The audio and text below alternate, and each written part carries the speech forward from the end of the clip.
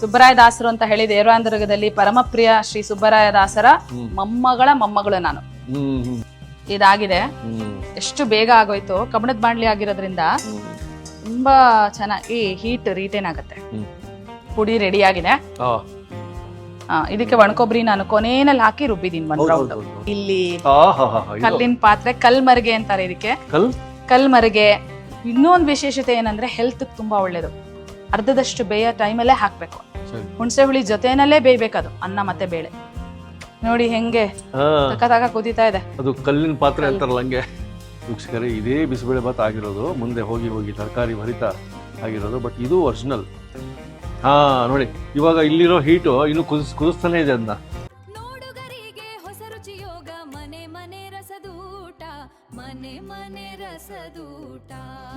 ನಿಂತಲ್ಲೇ 150 ವರ್ಷದಿಂದ ಹೋಗ್ಬಿಡ್ತೀರಿ ನೀವು.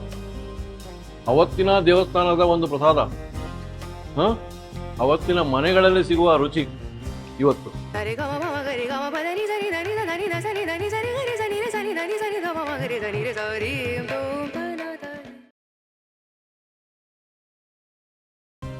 ನಮಸ್ಕಾರ ವೀಕ್ಷಕ ಪ್ರಭುಗಳಿಗೆ. ರಾಮರಸಂ ರಸದೌತಣ ಇವತ್ತು. ರಾಮರಸಂನ ರಸದೌತಣಕ್ಕೋಸ್ಕರ ಇಲ್ಲಿ ಬರ್ತೀವಿ. ಈಗ ನಿಮಗೆಲ್ಲರಿಗೂ ಈ ರಸದೌತಣ ಸಿಗೋ ಭಾಗ್ಯ ಇವತ್ತು. ಒಳ್ಳೆ ಶುಭಗಳಿಗೆ ಏನು ಅಂದರೆ, ಇವತ್ತು ನಾವು ಬಂದಿರೋ ಕಾರಣ ಈ ಬಿಸಿಬೇಳೆ ಬಾತ್ ಅಂತ ಯಾವಾಗ ಶುರುವಾಗಿದ್ದು ಈ ಕತೆ ಕೇಳಬೇಕು. ಇದು ಈಗಿನ ಜನಾಂಗದ್ದು, ಈಗಿನ ಕಾಲಮಾನದ್ದು ಇದು ಬಿಸಿಬೇಳೆ ಬಾತು. ಮುಂಚೆ ಹೇಗಿತ್ತು ಅದಕ್ಕಾಗಿ ಬಂದಿರೋದಿಲ್ಲಿ. ಸೌಮ್ಯ ಮೇಡಮ್ ಕಾಣೋಣ, ಮಾತಾಡ್ಸೋಣ, ಇದರ ಕತೆ ಕೇಳೋಣ, ಬಿಸಿಬೇಳೆ ಬಾತ್ ಹೇಗಿತ್ತು ಅಂತ. ಅದಕ್ಕಿಂತ ಮುಂಚೆ ಅವ್ರು ಇನ್ನೊಂದು ಅನೌನ್ಸ್ಮೆಂಟ್ ಮಾಡ್ತಾರೆ, ಅದನ್ನೂ ತಿಳ್ಕೊಳ್ಳೋಣ. ಓಕೆ, ಸೊ ಬಿಸಿಬೇಳೆ ಬಾತ್ ಹೇಗೆ ಉದ್ಭವ ಆಯಿತು ತಿಳ್ಕೊಂಬಿಟ್ಟು ಆ ರೆಸಿಪಿ ನೋಡೋಣ ಬನ್ನಿ.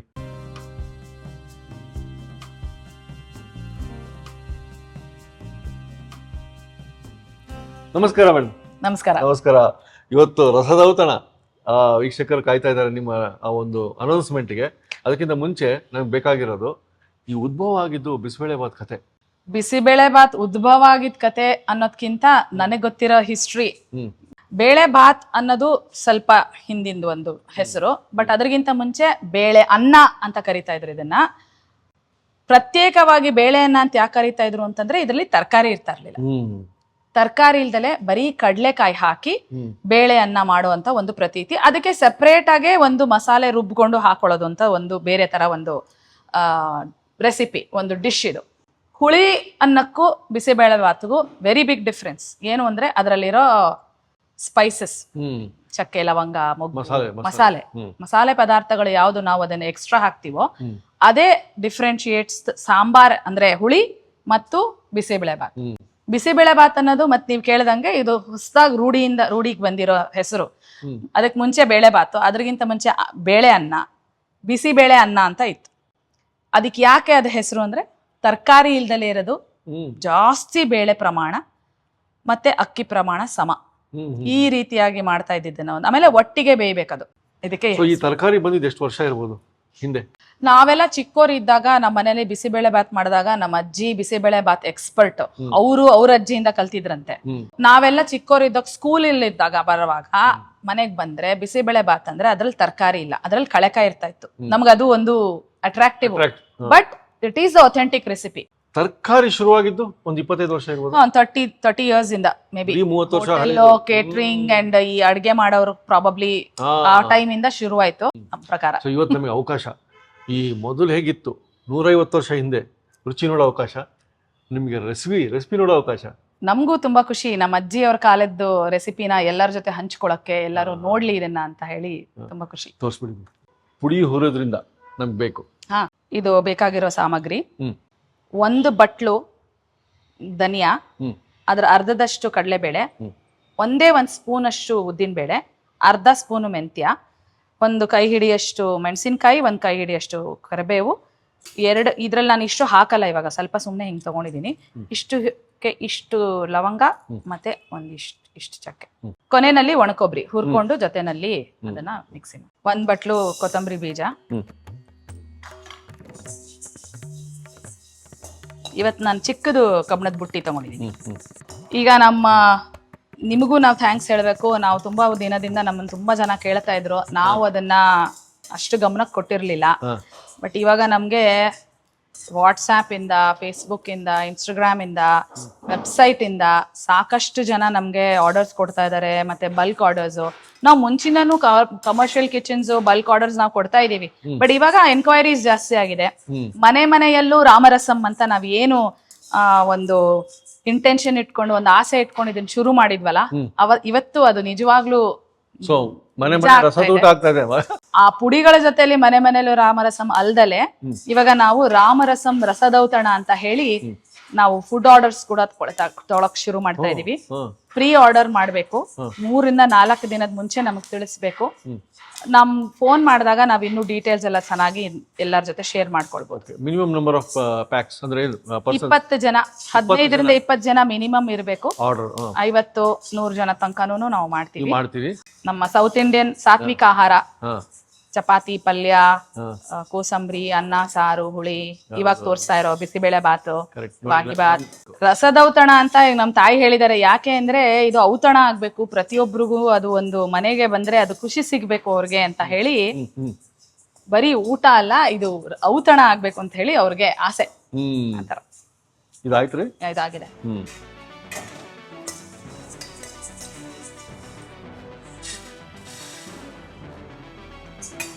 ಇದಕ್ಕೆ ಒಂದಾದ್ಮೇಲೆ ಒಂದ್ ಏನು ಅಂತಂದ್ರೆ ನಾವು ಬೇಳೆಗಳಿಂದ ಬರ್ಬೋದು. ಈಗ ಕಡಲೆಬೇಳೆ ಹಾಕ್ತಾ ಇದೀನಿ.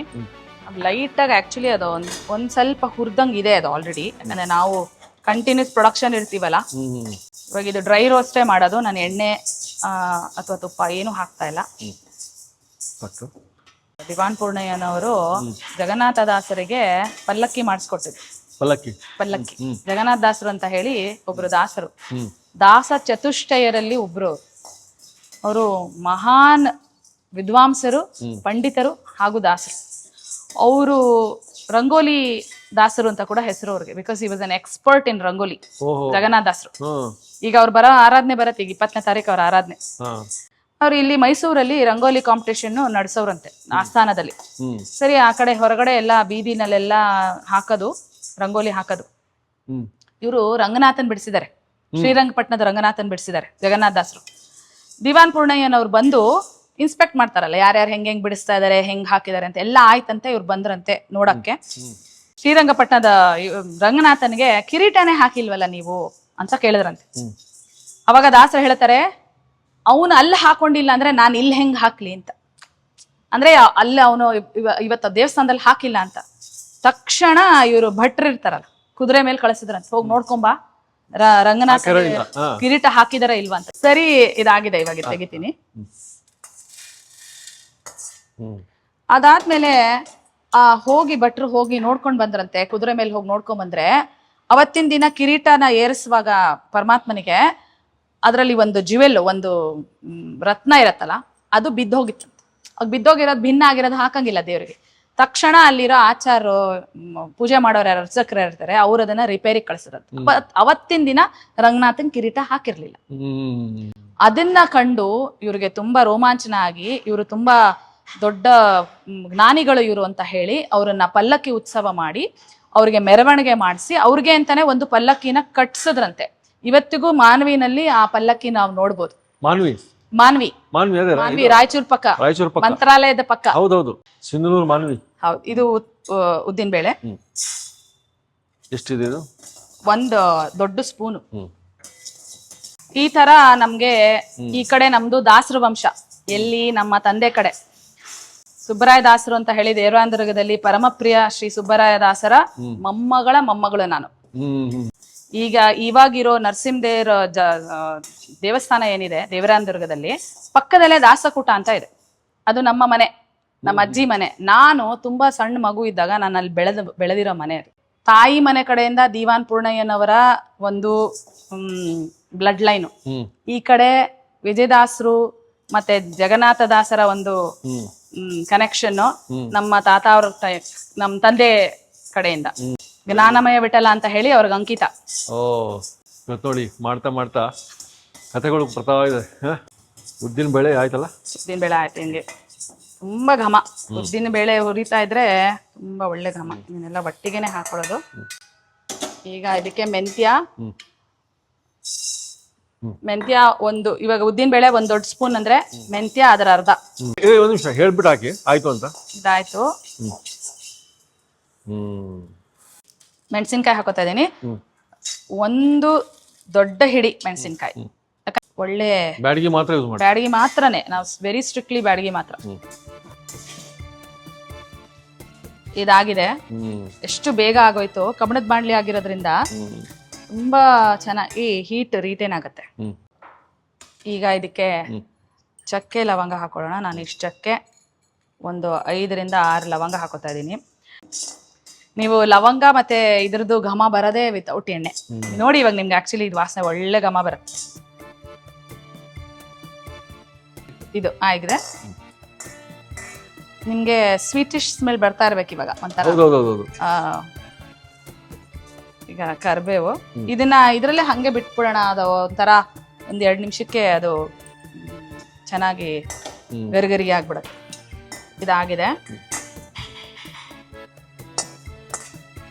ಈಗ ನಾನು ಇದನ್ನ ಆಫ್ ಮಾಡ್ಕೊಂಡ್ಬಿಡ್ತಾ ಇದ್ದೀನಿ ಸ್ಟವ್ನ. ಒಣಕೊಬ್ಬರಿ ಒಂದು 1 ಟೇಬಲ್ ಸ್ಪೂನ್ ಒಣಕೊಬ್ಬರಿ. ಅವ್ರ ಕಾಮೆಂಟ್ ಎಷ್ಟು ಜನ ಕಳ್ಸಿದಾರೆ ಅಂದ್ರೆ, ನಮ್ಗೆ ಎಣ್ಣೆ ಇಲ್ದಲೆ ಹುರಿಬೋದು ಪುಡಿನ ಅಂತ ಗೊತ್ತೇ ಇರ್ಲಿಲ್ಲ ಅಂತ ಸುಮಾರು ಜನ ಕಳಿಸಿದ್ದಾರೆ. ಆಮೇಲೆ ಸಾರ್ಗೆ ನಮ್ಮ ಮನೇಲಿ ನಮ್ಮ ತಾಯಿ ಟೊಮೆಟೊ ಹಾಕ್ತಾ ಇರ್ಲಿಲ್ಲ ಅಂತ ಮೊದಲನೇ ವಿಡಿಯೋ ಕಳಿಸಿದ್ದಾರೆ. ಮತ್ತೆ ದಿವಾನ್ ಪೂರ್ಣಯ್ಯನ ವಂಶಸ್ಥರು ತುಂಬಾ ಜನ ನಮ್ಮನ್ನ ಕನೆಕ್ಟ್ ಮಾಡಿದ್ದಾರೆ. ನಿಮಗೆ ಅರುಣ್ ಅವರೇ ನಾನು ಥ್ಯಾಂಕ್ಸ್ ಹೇಳಕ್ ಇಷ್ಟಪಡ್ತೀನಿ. ಇದು ಆಗಿದೆ. ನಾನೇನು ಸ್ಟವ್ ಆಫ್ ಮಾಡಿ ಮಾಡಿರೋದು ಇದು. ಸೊ ಅದ್ರ ಪಾಡಿ ಇದನ್ನ ಮಿಕ್ಸ್ ಮಾಡ್ಕೋಬೇಡಿ ಪುಡಿಗೆ. ಇದನ್ನ ಸೆಪ್ರೇಟ್ ಆಗೇ ಇಟ್ಕೊಳ್ಳಿ, ಬಿಕಾಸ್ ಇದನ್ನ ಕೊನೆಯಲ್ಲಿ ಹಾಕ್ಬೇಕು. ಇದನ್ನ ಮಿಕ್ಸಿ ಮಾಡೋಣ ಇವಾಗ. ಓಕೆ.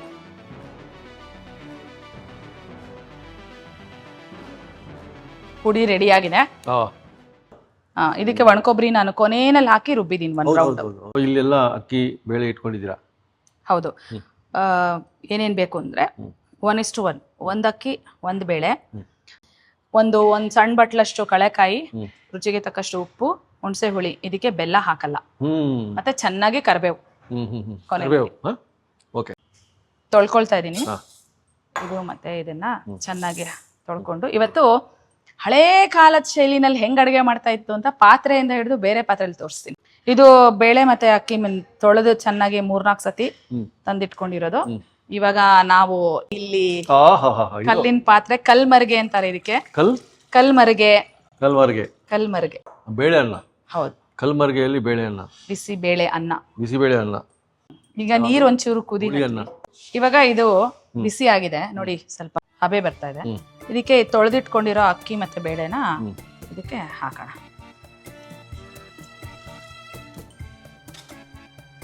ಈ ಕಲ್ಲಿನ ಪಾತ್ರೆದೇನು ವಿಶೇಷತೆ ಅಂದ್ರೆ, ಕಲ್ಲಿನ ಪಾತ್ರೆ ಎಷ್ಟೊತ್ತು ತುಂಬಾ ಗ್ಯಾಸ್ ವೇಸ್ಟ್ ಆಗೋಗುತ್ತೆ, ಎಷ್ಟೊಂದು ಹೀಟ್ ಬೇಕು ಅಂತೆಲ್ಲ. ಅದು ಹೀಟ್ ಕಬ್ಬಣದ ಪಾತ್ರೆ ತರಾನೇ ಇದ್ರದ್ದು ಕ್ವಾಲಿಟಿ. ಹೀಟ್ ತಗೊಳಕ್ಕೆ, ಹೀಟ್ ಬರಕ್ಕೆ 1-2 ನಿಮಿಷ ಸ್ವಲ್ಪ ಜಾಸ್ತಿ ತಗೊಳ್ಬೋದು. ಒಂದ್ಸತಿ ಹೀಟ್ ಬಂತು ಅಂದ್ರೆ 60% ಇಂದ 70% ನಿಮ್ಮ ಅಡಿಗೆ ಆಗಿದೆ ಅಂತ ಆಫ್ ಮಾಡಿ ಮುಚ್ಚಿಟ್ಬಿಟ್ರೆ ಇನ್ ಮಿಕ್ಕಿದ್ 30% ಅದು ತಾನೇ ಆ ಬಿಸಿನಲ್ಲೇನೆ ಬೇಯತ್ತೆ. ಇನ್ನೊಂದು ವಿಶೇಷತೆ ಏನಂದ್ರೆ, ಹೆಲ್ತ್ ತುಂಬಾ ಒಳ್ಳೇದು. ಈಗ ನಾವು ಸೈಂಟಿಫಿಕ್ ಆಗಿ ಹೇಳಬೇಕು ಅಂದ್ರೆ, ಫ್ರೀ ರಾಡಿಕಲ್ಸ್ ರಿಲೀಸ್ ಆಗತ್ತೆ ಅಡಿಗೆ ಮಾಡಿಟ್ಟಾದ್ಮೇಲಿಂದ. ಅಡಿಗೆ ಬೇಗ ಹಾಳಾಗೋದು ಇವೆಲ್ಲ ಕಲ್ಲಿನ ಪಾತ್ರೆಯಿಂದ ನಮ್ಗೆ ದೇಹಕ್ಕೆ ತುಂಬಾ ಒಳ್ಳೇದು. ಉಪಚಯ ಅಂದ್ರೆ ನಮ್ಗೆ ಅಬ್ಸಾರ್ಬ್ ಆಗತ್ತಲ್ಲ ನ್ಯೂಟ್ರಿಷನ್, ಅದು ತುಂಬಾ ಚೆನ್ನಾಗಿ ಅಬ್ಸಾರ್ಬ್ ಆಗತ್ತೆ. ಇದೊಂಚೂರು ಇದಕ್ಕೆ ಬೇಳೆ ಹಾಕಿದಾಗ ಅರ್ಶಿನ ಹಾಕ್ಲೇಬೇಕು, ಅದು ಒಂದು ಶುಭ ಸಂಕೇತ. 1-2 ಡ್ರಾಪ್ ತುಪ್ಪ, ಜಾಸ್ತಿ ಹಾಕ್ಬಾರ್ದು, ಬೇಯದ್ ಕಷ್ಟ ಆಗತ್ತೆ.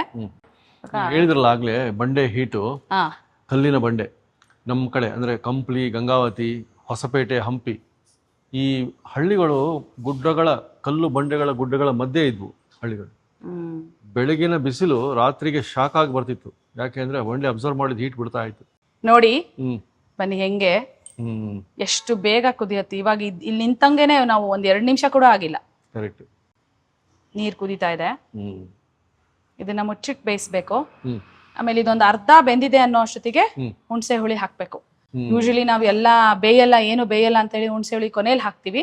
ಬಟ್ ಬಿಸಿಬೇಳೆ ಬಾತಿಂದು ಅಥವಾ ಬಿಸಿಬೇಳೆ ಅನ್ನದ್ದು ಅರ್ಧದಷ್ಟು ಬೇಯೋ ಟೈಮಲ್ಲೇ ಹಾಕ್ಬೇಕು.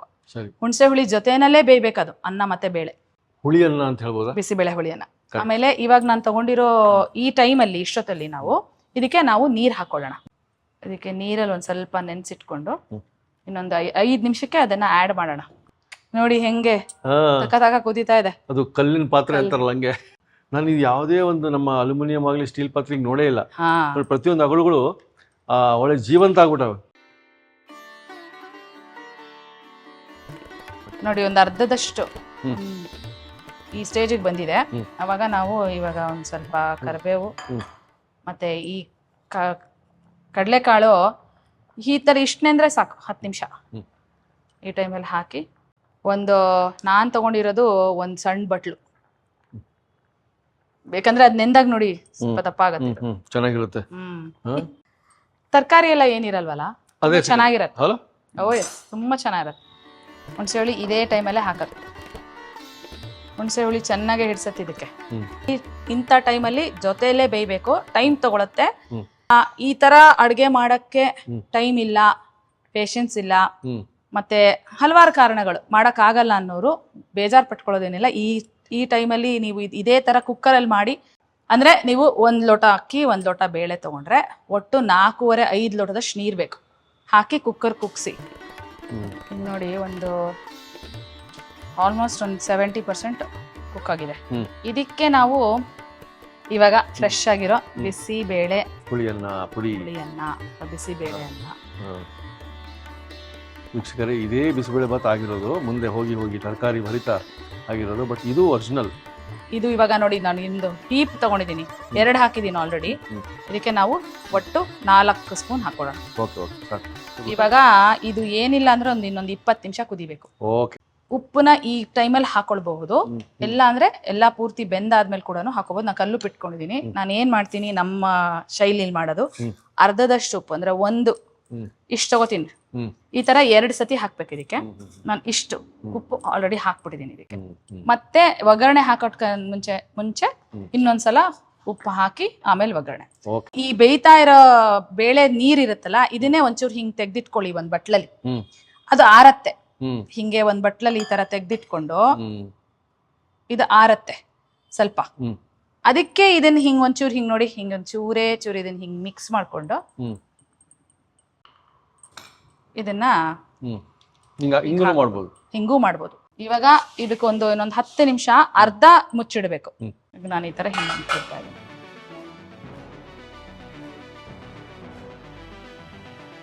ಆಯ್ತಾ? ಆಗಿದೆ. ಇವಾಗ ಬೆಂದಿದೆ. ಇವಾಗ ಇದಕ್ಕೆ ನಾವು ತುಪ್ಪದ ಒಗ್ಗರಣೆ ಕೊಡೋಣ. ನೋಡಿ, ಇವಾಗ ಇಲ್ಲಿರೋ ಹೀಟು ಇನ್ನು ಕುದಿಸ್ತಾನೆ ಇದೆ. ಅದನ್ನ ಅದೇ ಕಲ್ಲಿನ ಮಹಿಮೆ. ಇನ್ನೂ ಒಂದು 15 ನಿಮಿಷ ತನಕ ಹಿಂಗೆ ಬೇಕಾದ್ರೆ ಕುದಿಯತ್ತೆ. ಆಮೇಲೆ ಅಡಿಗೆ ಮಾಡಿಟ್ಟು 2 ಅವರ್ಸ್ ತನಕ ಬಿಸಿ ಇರುತ್ತೆ. ಅದೇ ಮೇಲ್. ತುಪ್ಪ ಹಾಕೋತಾ ಇದೀನಿ. 2 ಲಾರ್ಜ್ ಸ್ಪೂನ್, ದೊಡ್ಡ 2 ಸ್ಪೂನ್ ತುಪ್ಪ ಹಿಡ್ಸತ್ತೆ. ಇವಾಗ ಇದಕ್ಕೆ ಇಂಗು, ಸಾಸಿವೆ ಮತ್ತೆ ಒಂಚೂರು ಅರಿಶಿನ ಒಗ್ಗರಣೆಗೆ ಕರೆದು. ಇದು ಚಟಪಟ ಅನ್ನೋದು ಬಾರಿ ಇಂಪಾರ್ಟೆಂಟ್. ಚಟಪಟ ಅಂದಿಲ್ಲ ಅಂದ್ರೆ ಅಡಿಗೆಯಲ್ಲಿ ಕಹಿ ಬಂದ್ಬಿಡುತ್ತೆ. ತುಪ್ಪದ ಒಗ್ಗರಣೆ ಬಿದ್ದ ಮೇಲೆ ನಮ್ಮ ಬೇಳೆ ಹುಳಿಯನ್ನ ಬಂತು. ಬಿಸಿ ಬಿಸಿಯಾದ ಬೇಳೆ ಹುಳಿಯನ್ನ. ಸೂಪರ್.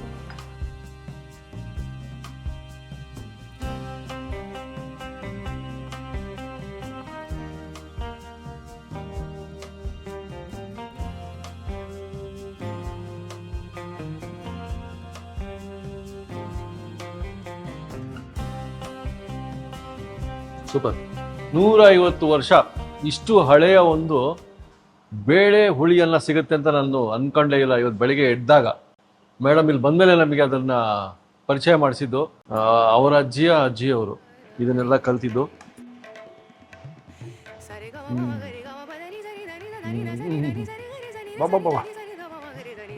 ನಿಂತಲ್ಲೇ 150 ವರ್ಷದಿಂದ ಹೋಗ್ಬಿಡ್ತೀರಿ ನೀವು.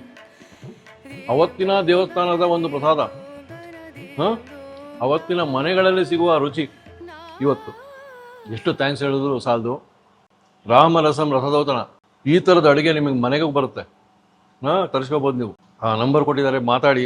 ಬಿಸಿಬೇಳೆ ಭಾತ್ ಅಲ್ಲ ಇದು, ಬಿಸಿ ಬೇಳೆ ಹುಳಿಯನ್ನ. ಆಗಿನ ಕಾಲದ್ದು, ಒಂದು ತರಕಾರಿ ಇಲ್ಲ, ಇಷ್ಟು ರುಚಿ. ಇವಾನ್ ಪುಣೆಯವರ ವಂಶಸ್ಥರು. ಆ ಕಥೆನೂ ನೀವು ಮಿಸ್ ಮಾಡ್ಕೊಂಡಿದ್ರೆ ವಿಡಿಯೋದಲ್ಲಿ ಮತ್ತೆ ಹೋಗಿ ನೋಡಿ. ಅದಕ್ಕೆ ಸ್ಕಿಪ್ ಮಾಡಬೇಡಿ. ಮುಂದಿನ ಸತಿಗೆ ಮತ್ತೆ ಸಿಗೋಣ. ನಮಸ್ಕಾರ. ನಾವೇನು ಇಲ್ಲಿ ಇವಾಗ ಮೀಲ್ ಬಾಕ್ಸಸ್ ರೆಡಿ ಮಾಡ್ತಾ ಇದ್ದೀವಿ. ಇದು ಜೋಳದ ರೊಟ್ಟಿ ಎಷ್ಟಿರ್ತವೆ? 2 ಇರುತ್ತೆ, 2 ಜೋಳದ ರೊಟ್ಟಿ. ಮತ್ತು ಜೋಳದ ರೊಟ್ಟಿಗೆ ಒಳ್ಳೆ ದಿನಕ್ಕೊಂದು ಬೇರೆ ರೀತಿಯಾದ ಒಂದು ಚಟ್ನಿ. ಇವತ್ತು ಹೀರೆಕಾಯಿ ಹಸಿ ಟೊಮೆಟೊ ಚಟ್ನಿ, ಮತ್ತು ಇದು ಕ್ಯಾಪ್ಸಿಕಮ್ ಮಸಾಲ, ವಾಂಗಿಬಾತು, ಮತ್ತು ಇಲ್ಲಿ ನಾವು ಒಂದು ಸ್ಯಾಲೆಡ್ ಕೊಡ್ತೀವಿ. ಇದು 199 ಟು 250 ತನಕ ವೆರೈಟಿ ಇದೆ. ಇದು 4 ಬಾಕ್ಸಿಂದು, 4 ಕಂಪಾರ್ಟ್ಮೆಂಟ್ದು, 5 ಮತ್ತು 8 ಕಂಪಾರ್ಟ್ಮೆಂಟ್ದು ಇದೆ. ಅದ್ರದ್ದು ಬೇರೆ ಬೇರೆ ಮೆನು, ಬೇರೆ ಬೇರೆ ಐಟಮ್ಸ್ ಅದರೊಳಗಡೆ ನಾವು ಇನ್ಕ್ಲೂಡ್ ಮಾಡಿದ್ವಿ. ಪಾಕಶಾಸ್ತ್ರದ ವಿಧ ವಿಧ ಪ್ರಯೋಗ, ನೋಡುಗರಿಗೆ ಹೊಸ ರುಚಿಯೋಗ, ಮನೆ ಮನೆ ರಸದೂಟ, ಮನೆ ಮನೆ ರಸದೂಟ. ಇನ್ನೂ ಅನೇಕ ಸ್ವಾದಿಷ್ಟ ರೆಸಿಪಿಗಳಿಗಾಗಿ ಸಬ್ಸ್ಕ್ರೈಬ್ ಮಾಡುವುದನ್ನು ಮರೆಯಬೇಡಿ.